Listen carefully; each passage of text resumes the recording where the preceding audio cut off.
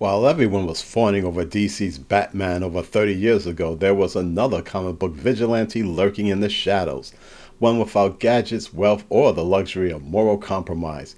He didn't save Gotham, instead he punished it.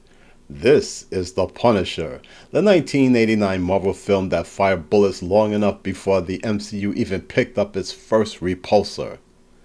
Based on the brutal Marvel Antihero created by Jerry Conway, John Romita Sr., and Ross Andru, The Punisher centers on Frank Castle Castiglione, a man whose idyllic life is obliterated when his family is massacred by the mob. Fueled by grief and rage, Castle trades forgiveness for firepower, and in doing so he becomes a ghost story whispered among criminals, a one-man army who doesn't arrest villains but buries them. Directed by Mark Goldblatt, the editor best known for the Terminator films, this modestly budget revenge thriller stars actor, martial artist, and chemical engineering graduate Dolph Lundgren, proving that vengeance sometimes comes with a master's degree. New World Pictures, The Punisher doesn't waste time on more ambiguity. From the very first act, Castle's mission is clear. Punish the wicked no matter who they are.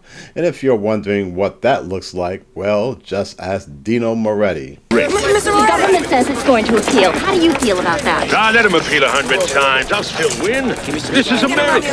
If a man is innocent, justice prevails. After smugly celebrating his acquittal, Moretti's party is crashed, quite literally, by a boot through the attic window. One by one, his thugs drop like flies until the mansion itself erupts in a hellish inferno. Among the flames stand a tall, shadowy figure, Castle's haunting silhouette marking his arrival. Yakin doesn't shy away from the bleak core of Frank's psyche. The flashback of his family's murder and the constant isolation all fuel the legend of a man who stopped being human the day his family died. Louis Gossett Jr. plays Jake Berkowitz, Frank's ex-partner who refuses to believe his old friend is gone.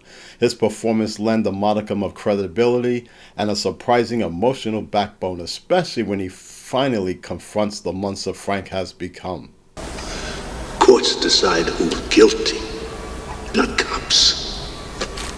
I hereby swear to uphold the law. Remember,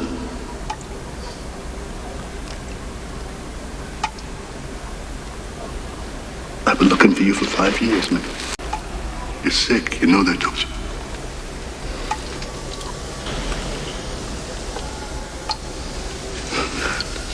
And what the fuck do you call 125 murders in 5 years, huh? Work in progress. But vengeance has its layers. Enter Lady Tanaka, the ruthless Yakuza boss played by Kim Miori, whose venomous delivery makes her one of Marvel's earliest cinematic villains worth remembering. We don't work for nobody. Who the fuck do you think you are? We are Yakuza. When your ancestors were still shepherds screwing sheep on the Mediterranean coast, as were the crime lords of Asia. Miori chews through every line with such conviction that she nearly steals the film from Lundgren himself. Her war with mob boss Gianni Franco, played by Jeroen Krabb, escalates to chaos, leading to kidnapped children, double crosses, and a gang war that turns the city into a meat grinder. For a movie often dismissed as B-grade comic junk, The Punisher delivers pure 80s carnage with creativity and a modicum of grit.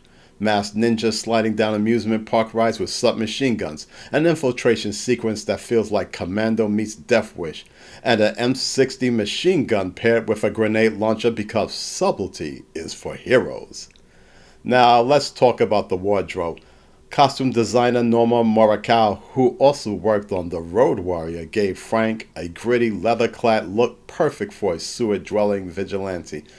But yes, the absence of his trademark skull emblem still stings. It's like Batman without the bat or Superman without the S. Still, if you look closely, the dark shadows across Dolph's face form a faint skull motif, a haunting visual choice that quietly nods to the comics. And then there's Shake, Castle's Boozy, rhyming informant played by Barry Otto. Half conscience, half comic relief, Shake reminds us that even vigilantes need a drinking buddy. Whether it's being lured with a toy truck carrying a bottle of scotch or philosophizing between rhymes, he adds just enough absurdity to lighten the film's brutal tone. Mr. P!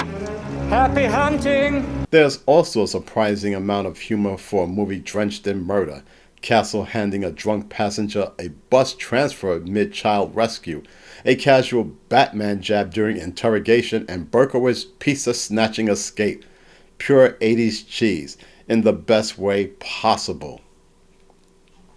The final act pits Frank against both the mob and the Yakuza in a brutal showdown complete with swords, submachine guns, and one last bloody redemption arc that ends not with peace but silence. Because for Castle, there's no happy ending, only, you guessed it, punishment. The Punisher might lack the polish of Tim Burton's Batman, but it made history in its own way. The first Marvel film to embrace darkness and moral decay. It didn't wear spandex, and it didn't wink at the audience. It just bled, fought, and punished. And even if it went straight to video in the US, this film stands as the blueprint for every grim superhero tale that followed. From The Crow, Blade, to Daredevil, and even 2021's The Batman.